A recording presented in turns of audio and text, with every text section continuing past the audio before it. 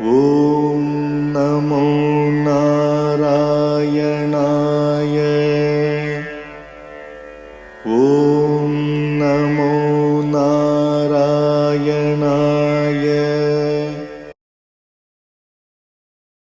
Asmat Gurubhyo Namaha, Asmat Parama Gurubhyo Namaha, Asmat Sarva Gurubhyo Namaha. So we're continuing on with greatness of Saranagati. We're going to talk today about the three mantras, the three secrets.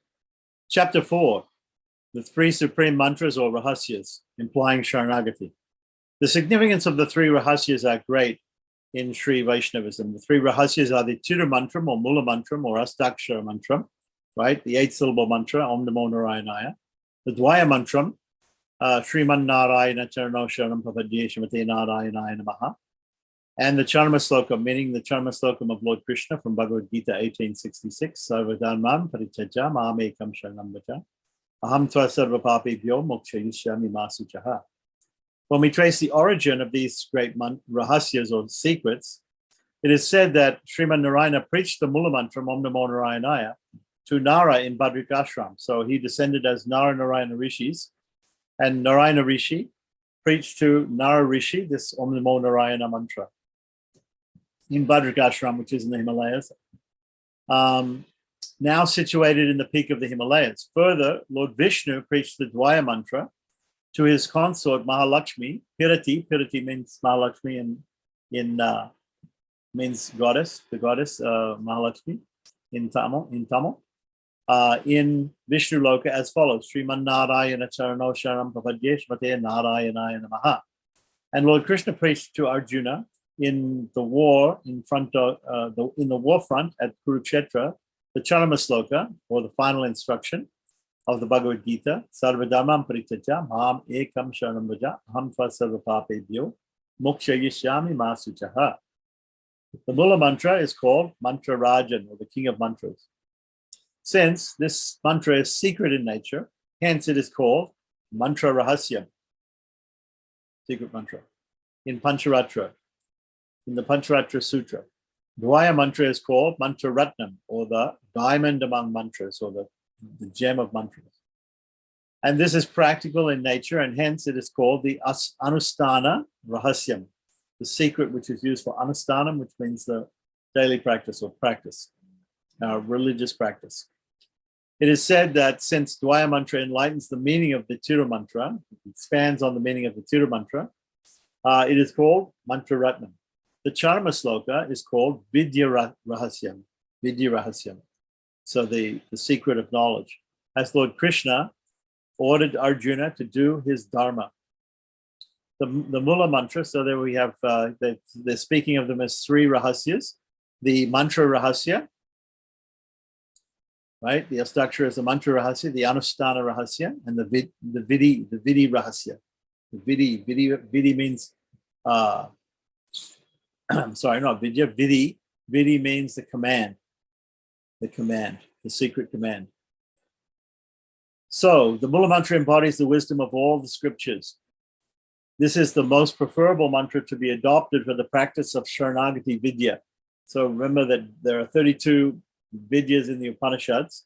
That those Vidyas are sadhanas, or their methods of, or upayas, means for attaining moksha.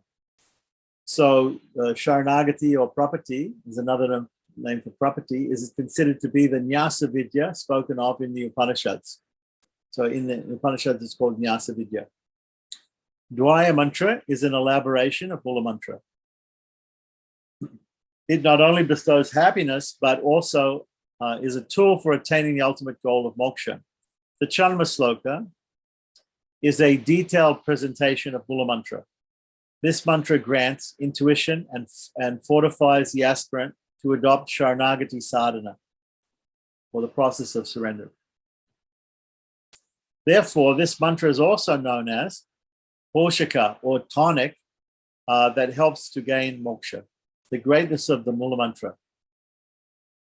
There are two forms of usage of the Tira mantra. They're the Vedic and the Tantric form. The Vedic form is Om Namo Narayanaya, and the Tantric form, Namo Narayana. The form Namo Narayana is mentioned by the Alwars in the by different alwars in there. Peri Alwar and I believe in Tiruchanda Viritam also. But in Peri Alwar Tirumoli also. Okay, so according to the scriptures, Pundarika, an ardent devotee of Lord Vishnu, was initiated with the Mula Mantra by Saint Narada. Pundarika received it with supreme faith and meditated on the mantra with undivided concentration and attained moksha. In the Varaha Purana, it is stated that Nama Padavan, who was born in a low caste, realized God through the utterance of the supreme mantra without the prefix Om, as well as suffix Aya, just by saying Namo Narayana. Naradiyam points out that of all mantras, this mantra describing Bhagavan as the supreme, that is the three Vyapaka mantras, the three Vyapaka mantras are the greatest. So also the great Mula mantra. Okay, so that's a little bit confusing. The three Vyapaka mantras. Vyapaka means speaking about the all-pervasiveness of the Lord. So if we look in Mumukshapati by Pillai Lokacharya, it talks about the Lord pervades from outside of everything. The universe is his body, and so he's called Vasudeva. He pervades from inside. He pervades everything from inside, and so he's called Vishnu. And the name Narayana is used for that person who pervades from the outside and from the inside both. So we have these three Vyapaka mantras. They are Om Namo Narayana is the highest one, is the most important one, because it talks about Vyapaka or pervasion of the Supreme Lord, both from inside and outside. And the other two, Om Namo Bhagavate Vasudevaya, the 12-syllable mantra or Dvarasakshara mantra, which is also found in Pancharatra. These are all found in Pancharatra. It talks about Vasudeva, pervading from the outside, and Vishnu, the Vishnu mantra, that is Vishnu mantra, the Vishnu Sarakshara mantra, or 6-syllable mantra, Om Namo Vishnave, right, which speaks about Lord Vishnu. All three of these names are used in the Vishnu Gayatri also. We should remember that. Narayanaya Vidmahe, Vasudevaya Dhimahi, Tanno Vishnu Prachodaya.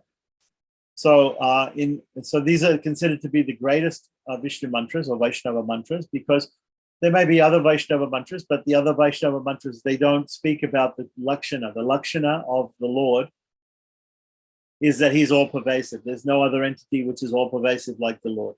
So because of his nature of being all pervasive from outside and from inside and in every way, the Vyapaka mantras most aptly describe him by this quality that he has, which others don't have. So it is sacred. It is sacred. It's the sacred of all mantras, Mula mantra. Of all secrets, this is the greatest secret. Of all things that purify, it is the most purificatory. The Mula mantra is the essence of the Vedas. It has the potential to remove all impediments that an aspirant may encounter with and grant him all the worldly objects as well. Pillai Lokacharya observes that this mantra will grant, I think he means Aishwarya here, not Ishwarya, Aishwarya, wealth, Kaivalya, and Bhagavalabham. Kainkaryam too, the Lord in Paramapada, or service to the Supreme Lord in Sri Vaikuntham. As explained in his book, Mumukshapati, the Mula mantra is like a Brahmastra. Brahmastra is a very powerful weapon, which does not allow to practice any other mantra along with it. The Purvacharyas like Sriman Nata Munigal, Yamunacharya, Ramanuja and his disciples are enlightened by this great mantra. The Mula mantra consists of 3 words, right? And totaling 8 syllables. The 3 words are Om, Namo, and Narayanaya. Give the essentials of both the Lord and the Jiva, and the Jivatman. The word Om refers to Brahman, of the Supreme Spirit, as a cause of the universe. Namaha refers to Brahman as the Upaya, as the means to attain liberation. The Lord is the only means to attain liberation. And Narayanaya means Brahman, who is the supreme Upaya, or the goal of that sadhana, the goal of that means to liberation, which is the Upaya. In other words, Om refers to Sheshatva or servitude to God. Namaha refers to the Paratantria, negation of individuality, and Narayanaya means Kankarya. The Mula mantra can be chanted either with or without first syllable Om, and can offer the same fruits that could be offered by the practice of other mantras. Naradiyam questions, of what use are all these many virtues when the mantra Namo Narayana confers all the boons that may be desired. The Mula mantra can be recited either in the Vaidika form, Om Namo Narayana, or in the Tantrika form, Namo Narayana. The Brahmins should chant this mantra in Vedic form, while Kshatriyas can either chant the Vedic or Tantric form, Om Namo Narayana or Namo Narayana. On the other hand, the Vaishyas and Sudras should chant this mantra only in tantric form. Okay, that's a matter of opinion. In the Tanacharya Sampradaya and the followers of Pililokacharya Manavala Mahmuni, the southern school of Sri Rangamacharyas have allowed everybody to chant the Om Namo Narayana mantra. Again, and there's a story about Ramanuja also climbing the Gopuram and giving everyone the Om Namo Narayana mantra. Okay, so of course, other people, the northern school of Sri Vaishnavism, the Deshika Sampradaya, the followers of the Kanchi Acharyas, right? They make this distinction. But no doubt, even if you chant Namo Narayana, it's enough. Besides this main mantra, there are other mantras like Sarakshara and Dwarasakshara, which I just mentioned, Om Namo Vishnave, in praise of Lord Vishnu, in the way of Om Namo Vishnave and Om Namo Bhagavate Vasudevaya. He has in fact left out the word Bhagavate here in the text, which he shouldn't do. Right, so the 6-syllable Om Namo Vishnave and the 12-syllable Om Namo Narayanaya respectively.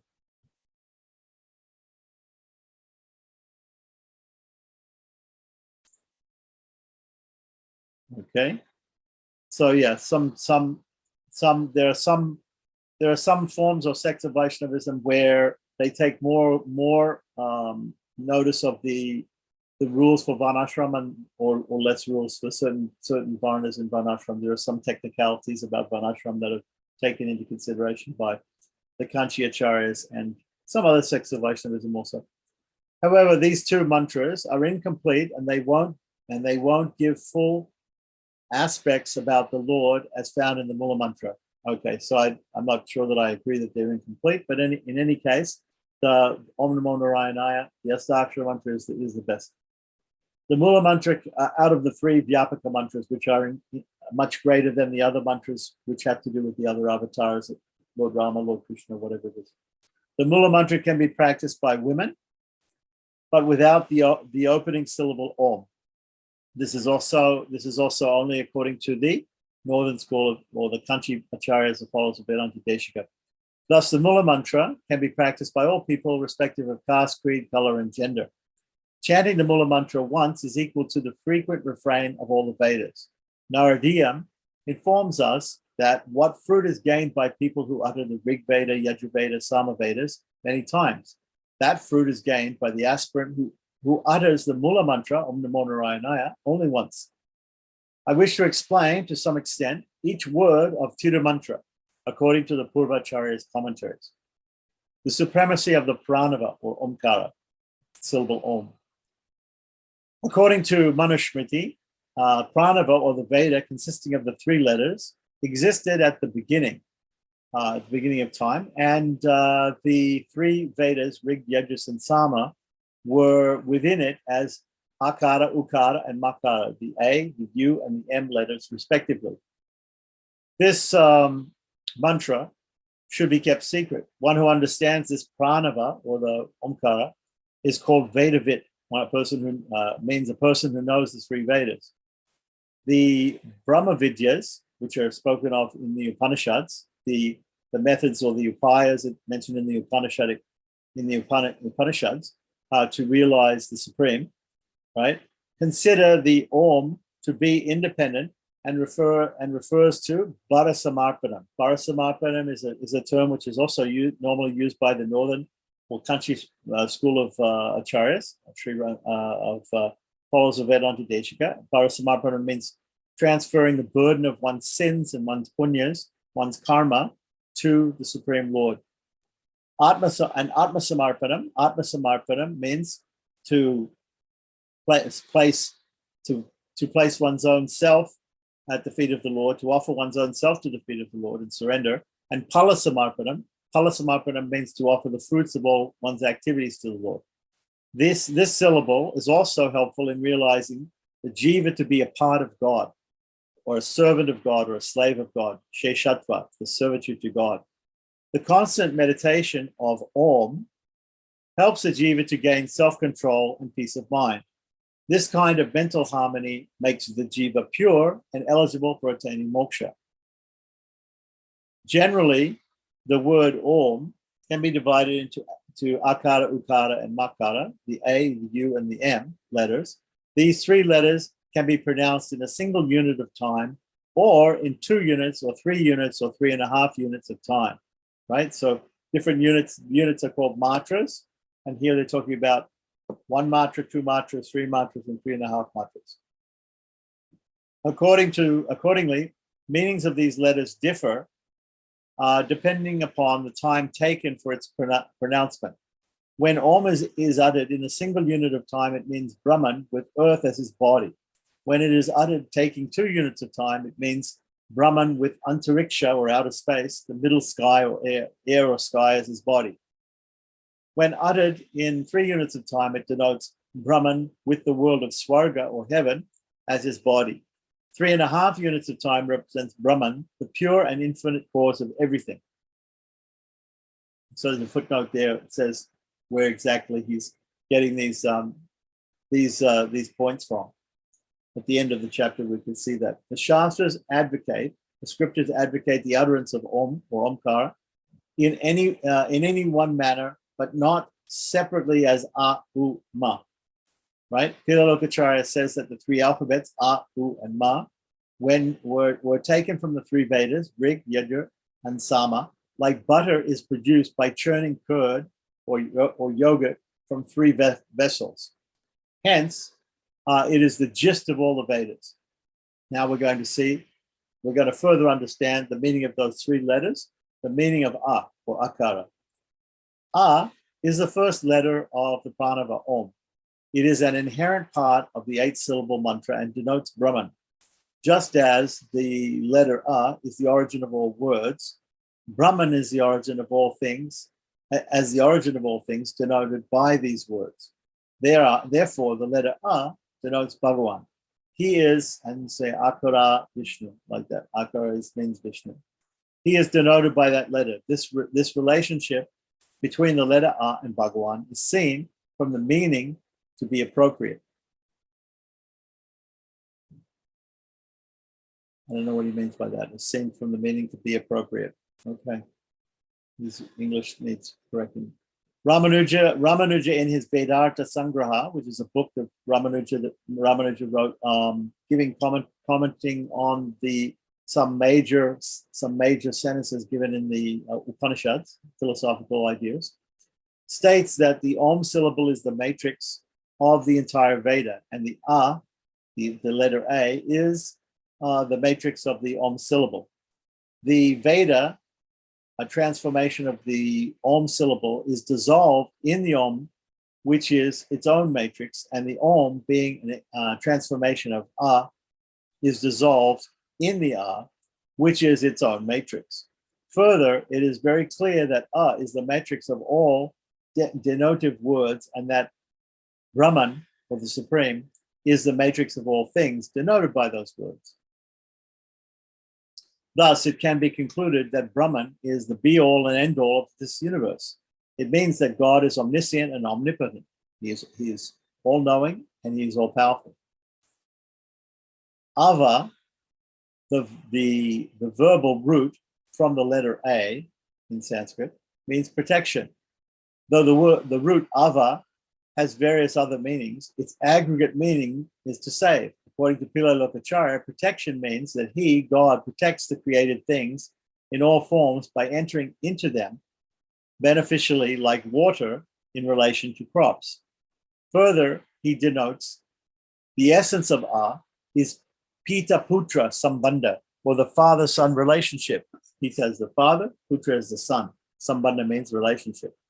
And the essence of avarakshana, or that is, rakshana means to protect, as raksha, rakshaka sambandha, the protector, protected relationship. So these are two relationships which are denoted by the letter A. The meaning of the fourth case ending added to a. Pila Lokacharya, in his Rahasyas, he's written 18 Rahasyas. I believe Vedanta Deshika has written a similar number. Established the relation of the soul with that of the Lord as a shesha, or a servant. The soul is a servant to the Lord, or a slave, which can be derived from the fourth case ending added to A. Of course, we don't see the fourth case ending. The fourth case ending is usually Aya, so we don't see Aya added to A. But so it's not seen there, but it's considered to be there because when we consider the jiva to be a servant of God. Since the fourth case ending letter A has been dropped as the rule saying that the case endings are dropped in a compound. Okay, so in Sanskrit, whenever you make endings, whenever you make compounds, which is called samas in Sanskrit, the compound is made up of different words. Each word has an ending, a grammatical ending on it. But when you put them together, only the last word in the grouping of words that are put together in a single compound has an ending. All the other words are in their base or their root form and attached. So here, by that rule, by that grammatical rule, the dative case ending, or the chaturthi vibhakti, as it's known in Sanskrit, which is supposed to be on a or aya, is meant to drop away by that grammatical rule, because when a is added to u, right, to the next letter. Okay, because they're separate, they're considered to be separate elements of the same compound word. Om is considered therefore a compound word. Since the fourth case ending letter has been dropped by the rule saying that the case endings is dropped in the compound, as it is the contraction of the word Narayana, right? So Omkara is supposed to be a contraction of the word Narayana, meaning the Supreme Lord. Hence, the soul is subservient to God. Further, this subservient or sheshatva, servitorship, is indeed the essential nature of the soul. The individual is subservient to God, like smell in sandalwood paste, flowers, and betel leaves. Betel leaves. Betel leaves are pan leaves, the leaf that is wrapping up spices, which is given to a person after eating a meal to freshen the mouth. So the meaning of you, the letter U occurs between A and Ma, right? The letter A and the letter M, and serves as a connecting link between the jiva, which is represented by the Ma, the M, and Lord Narayana, which is represented by the A. Sri Vaishnavism gives prime importance to goddess Lakshmi, who is depicted as being compassionate is compassionate to the jivatma and to the individual soul, like a mother to a child, and helpful to Lord Vishnu like a spouse. So she is in the middle between the jivas and the Supreme Lord. Just as the U is in the middle between the Supreme Lord, A, and the jivas, Ma. This is underlined by Pila Lokacharya in his text Mumukshapadi, that Mahalakshmi is like a mother to a child and a spouse to the husband in the bed. Likewise, the first letter A and the last letter Ma interlinked with you. To show an example, Pila Lokacharya cited Yasoda, Mother Yasoda, the mother of Lord Krishna, the foster mother of Lord Krishna, as the wife to her husband Nandagopala, and as a mother to her son Sri Krishna. This may be compared with that of an inseparable relation of the rays from the sun or the smell from a flower. The rays of the sun are inseparably connected to the sun, and the smell is inseparably connected to the flower. When a devotee prays to Lord Vishnu, Goddess Lakshmi intervenes on his behalf with Lord Vishnu. This reveals her compassionate nature and the inseparable relationship with Vishnu. This is a significance in the Sri Vaishnava tradition. Hence, the letters A, U, and M, can be interpreted thus. A symbolizing Lord Vishnu, Narayana, who is the savior of all. U representing Sri Lakshmi, and the letter M representing the Jivatman, or the individual soul. Here, Sri Lakshmi is seen as a mediator between the Jiva, the individual soul, and Sriman Narayana, the Supreme Lord. Thus, Sri Vaishnavism presents Sriman Narayana as always being accompanied by Lakshmi. It is perhaps owing to this reason Raman describes Brahman as Srinivasa in his Srivasya. Srinivasa means the abode of Lord of Lakshmi. Lakshmi is there on the chest of the Lord, right-hand side, as the Srivatsa. Vedanta Deshika also considers Sri Lakshmi as the embodiment of all Shreyas, or well-wisher of the soul, or the Jiva. Thus, from the meaning of you, it is to be said that the soul is only subservient to Lord Sriman Narayana and not others. So the meaning of M. The letter M denotes the Atma, or the Jivatman, the individual soul, and all other species which are dependent on God. According to Lord Pillai Lokacharya, Ma is the 25th alphabet in the Sanskrit language, which represents knowledge and called Atma. The Atma is also called Chit. Chit means consciousness or knowledge. So the Acharyas say that the word Aham, right, should be considered to have an independent status, to which the M is an adjective. It means I, who am a jiva or self, or I exists not for myself, but for the sake of doing service to Bhagavan, the Supreme Lord, on account of its inseparable relationship with God. Viewed in this perspective, the letter M, or Ma, right, has no existence for itself, but for the sake of A and U, or Au, or for Sriman Narayana and Srila Mahalakshmi, it has an existence. Pillai Lokacharya as a servant. Pillai Lokacharya says that the Atman, or the individual soul, is entirely different from the body and has a knowledge of God. According to Pillai Lokacharya, the syllable Om gives the meaning of the relationship between the Jiva and the Para, or Lord Sriman Narayana, by citing the hymn of Tirumangai Alwar on the deity of Tirukanapuram, the Tirukana deity. It means A, and dropped fourth case ending letter of A, and Adeyan, myself, means Adiyan, Adeyan or Adiyan, Adiyan. I think it means Adiyan here. Means the servitude of the jiva, of the individual soul, in M. Am I serving for others? Do I have servitude for others? It shows the negation of Ananya Sheshatva form of you. Okay, so he's saying that it shows there's a negation that the jiva is not only meant to serve the Supreme Lord and Mahalakshmi, but is not meant to serve anybody else. So now the meaning of Namaha. The meaning of Namaha, because we dealt with the meaning of Omkara, we dealt with the meaning of A, U, and M separately, and now we're going to deal with the next word in the Maha in the Astakshara mantra, Mula mantra, right? Namaha. According to the Purva Mimamsa, which is the school of Karmakanda, right? They've also interpreted the Vedic rituals. The concept Namaha has three important meanings. One, I do not belong to myself. Right? I belong to the Supreme Lord. Any activity of mine does not belong to me, right? So any fruits that I reap by doing anything belongs to the Supreme Lord. And three, all these sheshas or jivas or servants belong only to Bhagavan, the Supreme Lord. This amounts to saying that all the jivas are dependent upon Brahman or the Supreme Lord alone. The syllable Namo, which is chanted while offering prayers to God, means asking for God's protection. It also implies the inability of the jiva to protect itself. Otherwise, why would it be asking for protection? The word Namo or Namaha, and it becomes from Namaha, it becomes Namo because of the Sandhi rule before the letter N, the first letter in Narayana, means to adore or pleasing, or for the purpose. It is often chanted performing yajna.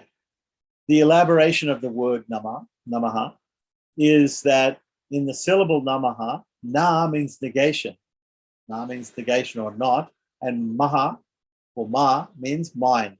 So na maha, not mine. These words refer to the negation of the self, the elimination of the I or ahankara, self, the false ego, and the sense of mineness, mamakara. It is well explained in Mumukshapadi by Pilalokacharya. It reads thus: Maha is the sixth case ending of the letter M.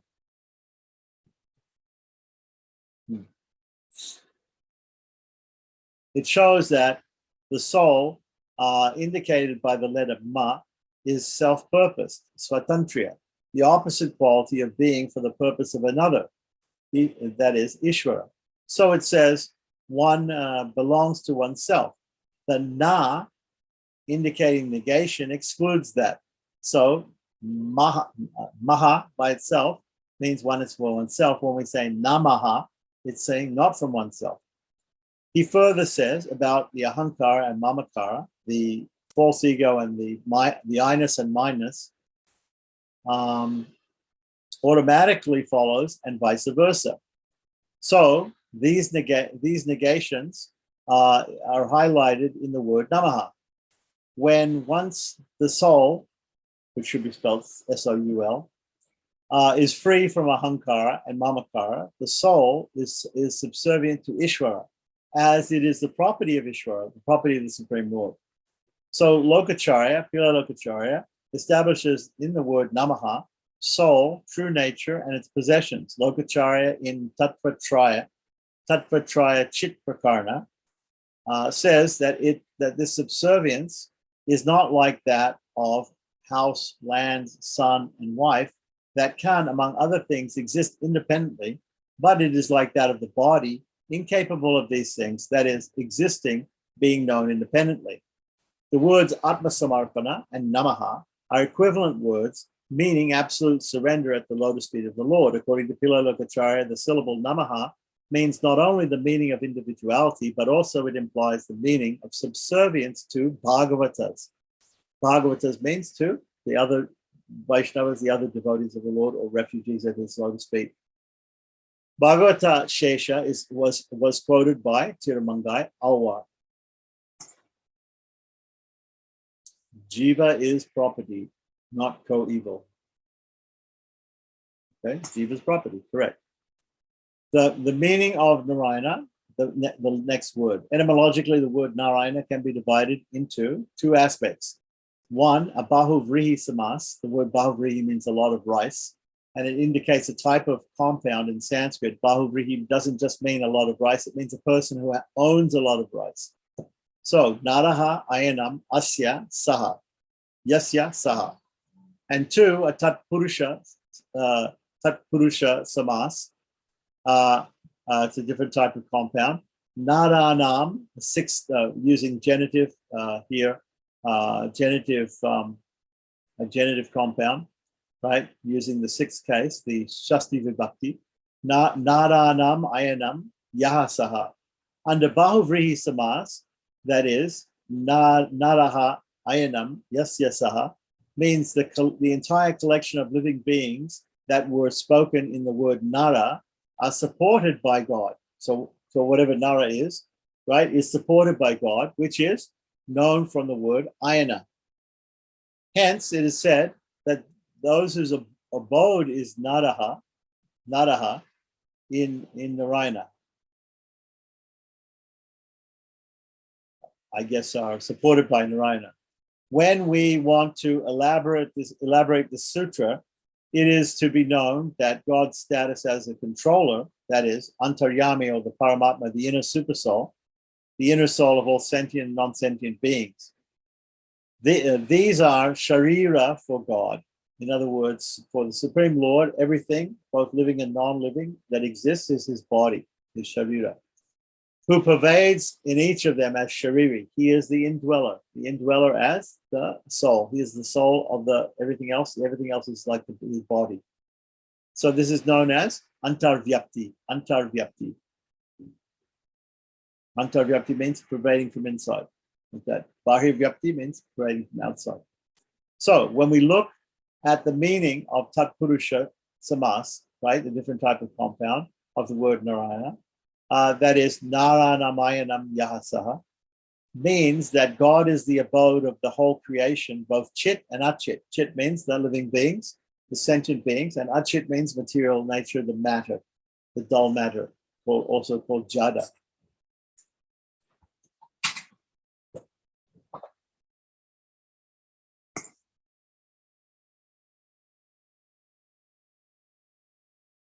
Yes, Purusha entering the world. Purusha entering the universe is in the beginning of first canto.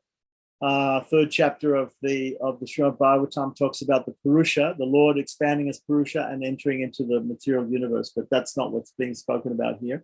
We're talking about the Lord entering into everything in the universe, including all the living, all the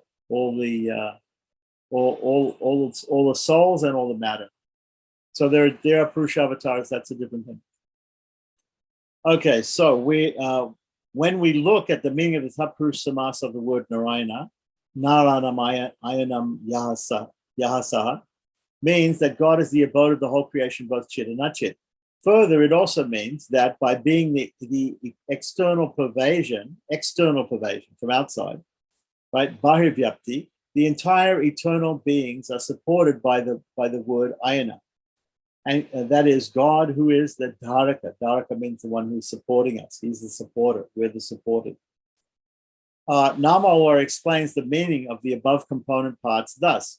He says, he who has as his sheshas, or his servants or slaves, countless jivas or souls, with knowledge and bliss as their attributes, and with self-luminosity, right, as their nature, and also his own noble qualities, that is Narayana.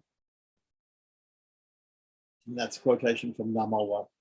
And Narayana is the Lord of all the seven worlds. This points out that Bhagavan has two qualities.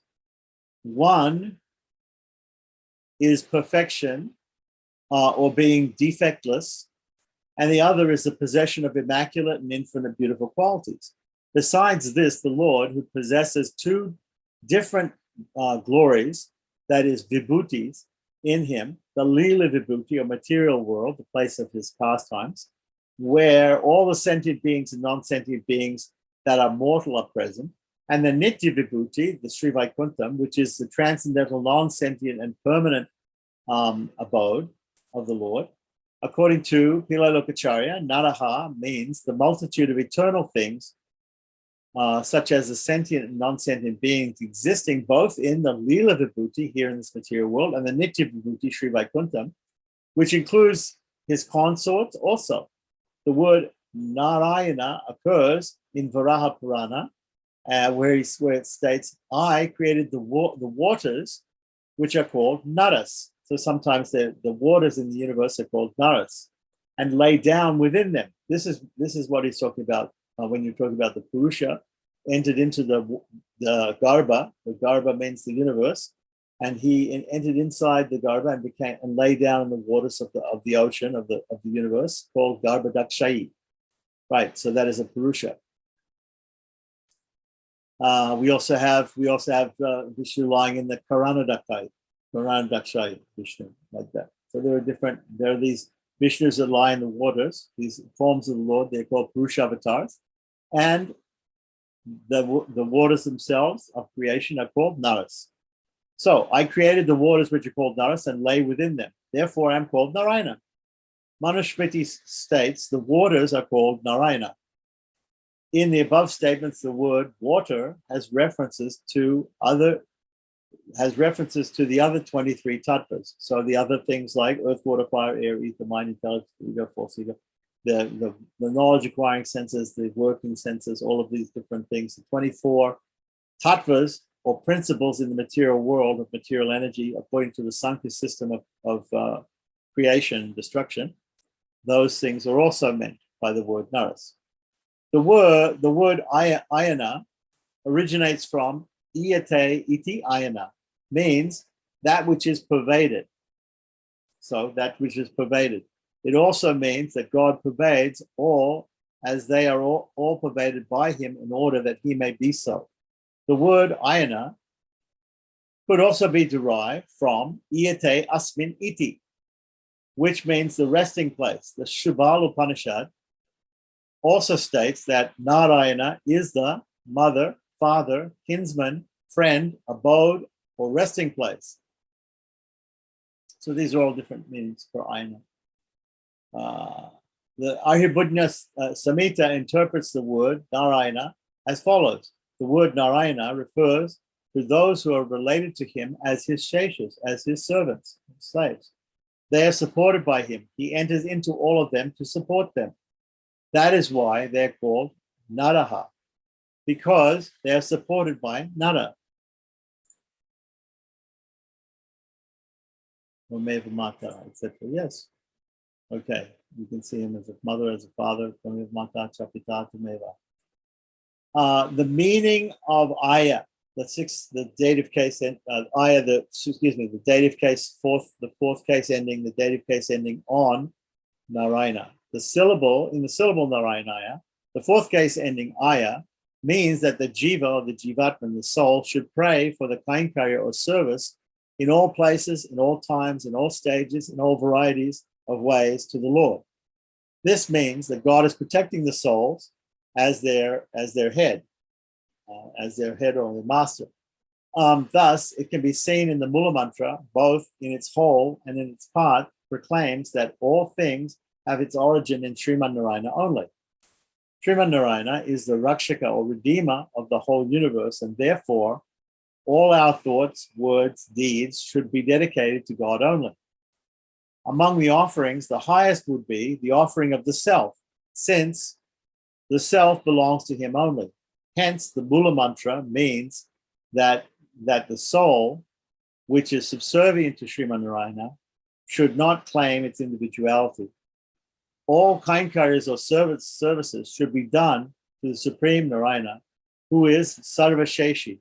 Sarvasheshi. Sheshi means the master of all. This is a prayer for a soul to pray before the Lord and get the unstinted revelation of his true relationship with God.